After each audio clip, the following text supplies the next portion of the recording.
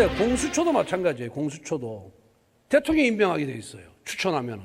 그래서 제가 법사위원장 할 때, 야, 이 고위공직자라는 게 다 대통령이 임명한 사람이 대부분인데, 대통령의 측근, 대통령이 임명한 참모, 대통령이 임명한 장차관에 대한 수사를 하려면은 대통령으로부터 유리된 사람, 대통령과 관계없는 사람이 공수처장이 돼야 되는 거 아니냐. 진정하게 고위공직자 비리를 척결하겠다는 그 의도가 진정성이 있다 그런다면은 그 공수처장 추천권을 임명권이 대통령이 갔더니 추천권은 야당한테 넘겨라. 우리 야당이 2명 추천할 테니 그중 1명 임명해라. 그러면 내가 너희들 진정성을 믿겠다. 이렇게 내가 제안을 했더니 당시 박범계 법사위원이 좋다 그랬어요. 좋다고. 그렇게 할 테니까 받아달라고. 그런데 그 후에 답이 없어. 청와대에서 거절했어요. 청와대에서. 그 좋은 대통령 인사권을 왜 노려놓겠냐고. 한 손에는 경찰, 한 손에는 검찰, 또 이쪽에는 공수처, 이 세 개를 갖고 쫙 움직이면서 말이야. 저 대통령 맨날 비판하는 권성도에도 조사해서 기소해버리고 무죄 나든 말든, 누구도 하고, 저 김성태도 무죄 나든 말든 기소하고, 그것도 피의사실 공표 다 하고. 아니, 우리 당 의원들 수사할 때 피의사실 공표할 때는, 검찰이 할 때는 아무 소리 안 하더니 왜 조국이 할 때는 피의사실 공표한다고 그렇게 난리예요? 유재수 할 때는 난리고, 그렇게 이중잣대를 갖고 있으면 됩니까? 포토라인 더 하고 얼마나 부도덕한 거야.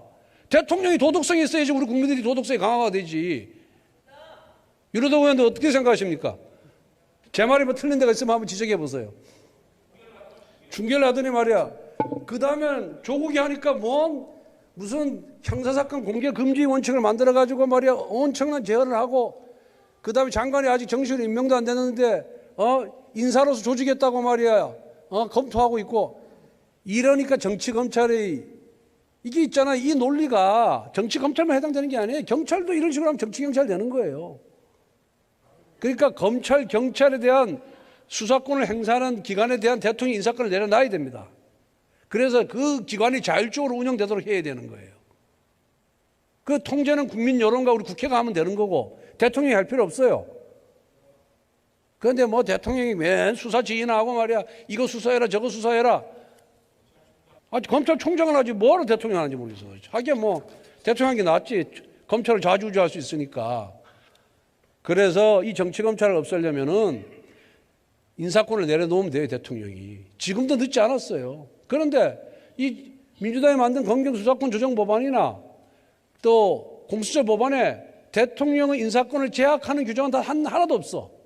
그러니까 여러분들이 진정성이 없다는 겁니다. 검찰 개혁하겠다는 진정성도 없는 것이고 오로지 대통령 권한 강화에만 몰두하고 있는 거예요.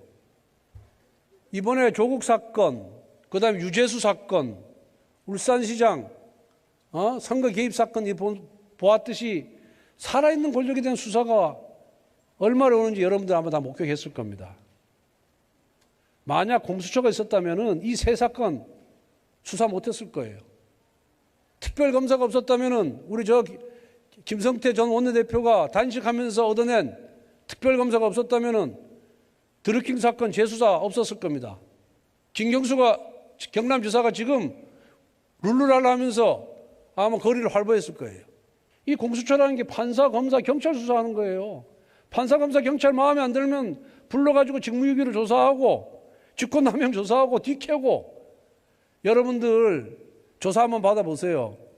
그 평생 공무원 했던 사람들이 불러가지고 야 너 이거 직무유기 아니냐? 조사만 해도 벌써 위축이 됩니다. 나중에 무죄 받으려면요 돈이 어마어마하게 들어가요. 시간도 어마어마하게 들어가요. 엄청난 노력이 들어가요. 아이고 고위공직자가 내가 뭐 대통령한테 밉보해가지고 말이야 이 수사받고 죄도 안 되는 거 기소당하느니 공수처 검사한테 아이고 차라리 말 듣는 게 낫겠다. 내가 뭐 잘났다고. 이렇게 된다니까. 소신이 없어지는 거야. 판사, 검사, 경찰이. 대통령의 눈치를 살피고 대통령의 뜻만 살피게 되는 거예요. 그래서 우리가 공수처를 반대하는 겁니다. 그러니까 결국 공수처 꿈을 포기하지 않는 거는 제2 윤석열이 검찰에서 탄생하는 것을 막기 위해서 하는 거예요. 이게 지금. 제가 앞에서도 얘기했지만 윤석열은 100년이 아니라 1000년에 한 번 나올까 말까 한 검사라니까요. 그렇게 권력에 굴하지 않는 검사 정말 드뭅니다. 정말 드문 거예요. 그랬더니 또 윤석열이가 또 살아있는 권력에 대해서 수사하니까 한국당과 내통했느냐 하면서 또 주장하고 특별검사를 도입하겠느냐 하면서 또 압박을 가하고 비겁해서 그런 거예요. 우리는 박근혜 정부 때 우리가 집권할 때는 그 비난과 표의 상실에도 불구하고 공익적 견제에서 공무원 연금 개혁했어요. 이게 한국당의 민주당의 차이입니다.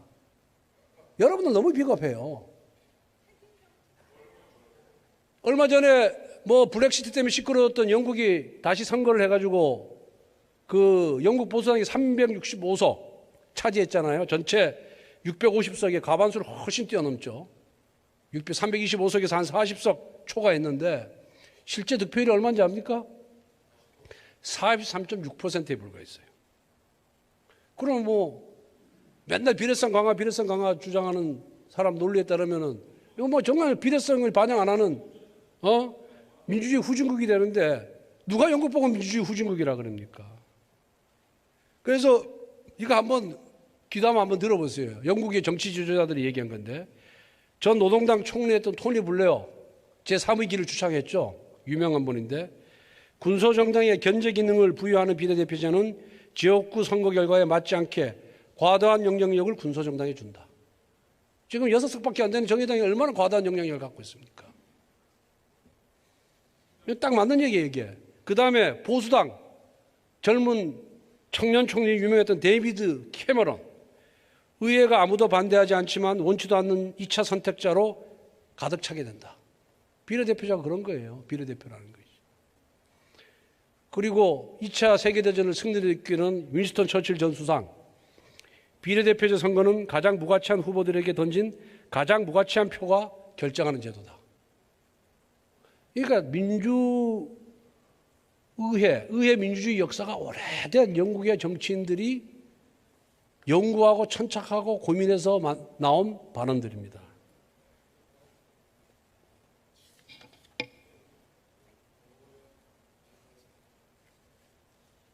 그리고 왜 국회의원에만 비례성을 강화해야 됩니까? 반영해야 됩니까?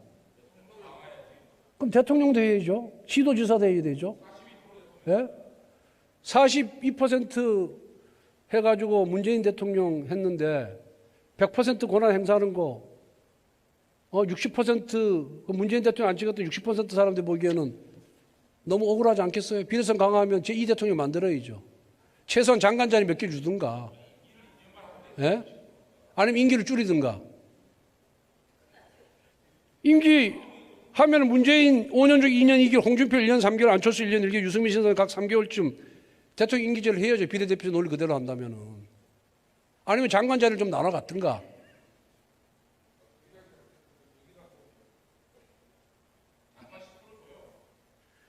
그러니까 이 꼭 비례성 강화가 민주주의의 대원칙은 아니다. 소수에게 다수가 될 수 있는 기회와 절차를 보장하는 것이 민주주의의 기본이다 이거예요. 그리고 다수권의 원리가 적용이 돼야죠. 그러니까 마침 비례성 강화가 이 선거제도를 결정하는 최고의 요소인 양, 절대적인 기준인 양, 절대적인 선인 양 이렇게 주장하지 마라 이거예요. 그런 주장은 전부 국민을 호도하고 국민을 속이는 거라 이거예요. 민주주의 발상지인 영국, 민주주의 꽃이 활짝 핀 미국 다 비례대표제 없습니다. 그래도 아무 문제 없이 잘 굴러가요. 세계 최고의 국가가 됐어요.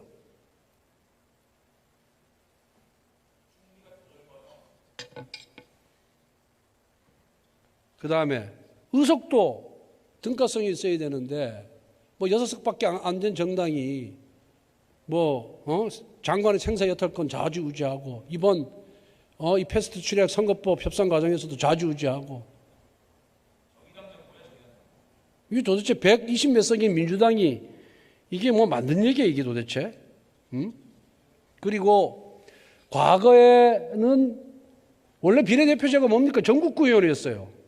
전국구가 돈전자 전국구라고 이렇게 풍자되기도 했어요. 왜? 과거의 정당들이 돈이 없다 보니까 돈 많은 사람들이 20억, 30억씩 기부금 내고 특별당비 내고 배치 달고 어떤 사람도 돈 많으면 3선, 4선도 했어요. 이게 말은 그렇게 됐는데 직능 대표, 전문성을 가진 사람을 국회에 들어와서 국민의 여론을 좀 더 반영하겠다는 것이 비례대표 도입 취지인데 실제 운영은 그렇게 안 됐습니다. 그런데 지금은 어떻습니까? 우리 지역구 국회의원들이 전문성이 부족합니까? 직능 대표성이 없습니까?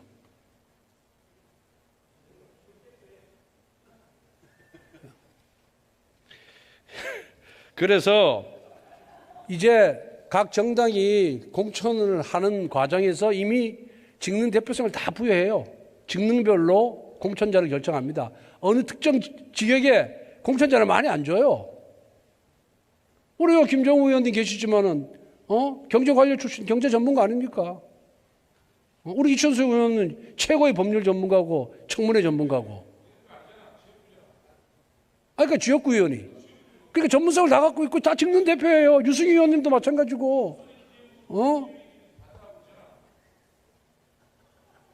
우리 유승희 의원님 여성 문제 전문가고 또 조세 전문가 아니에요 지금.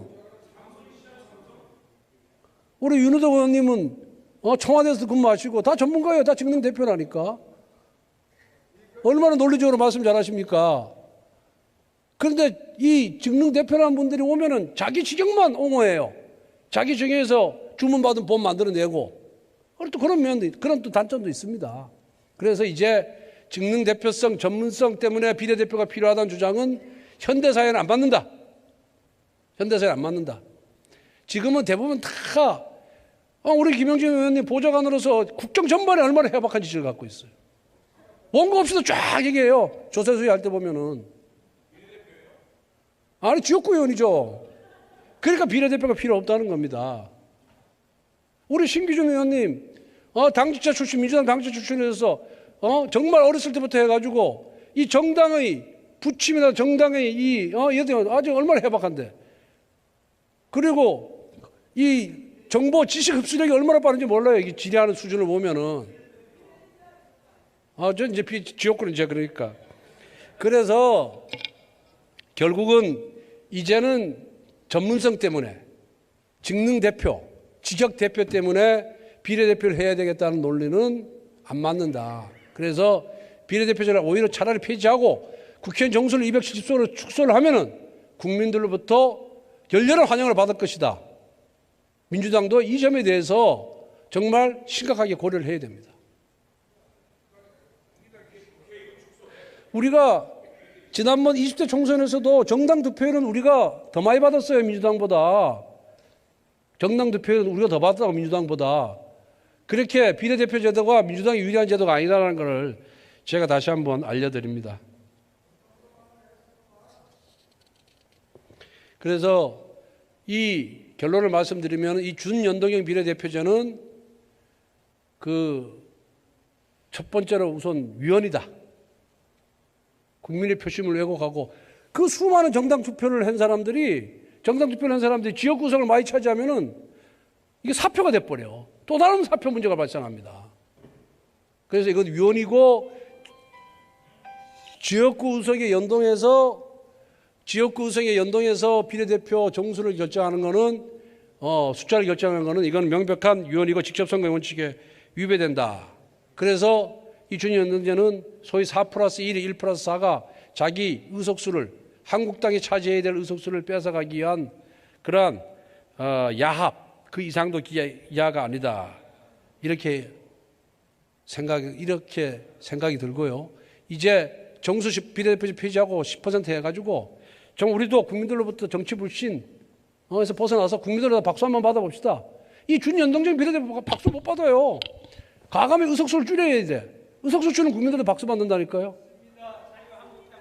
우리 20대 국회가 마지막에 그래도 국민으로부터 박수를 받으면서 합시다. 그리고 비례대표제와 공수처는 이렇게 맞바꿔 먹을 그런 법안이 아닙니다. 제도가 아닙니다. 검경 수사권 조정 이렇게 졸소로 처리하는 거 아닙니다. 정말 수년 동안 그 위원회 구성해가지고 형사사법체계 전반에 대해서 들여다보면서 완벽하게 만들어야 돼요. 그래서 의석수 몇 개를 더 차지하게 하는 니전 투구의장이 아니라 공정한 선거를 통해서 국민들의 심판을 받는 멋진 제도를 만들 의무가 우리 모두에게 있다는 말씀을 드리고자 합니다. 옳은 소리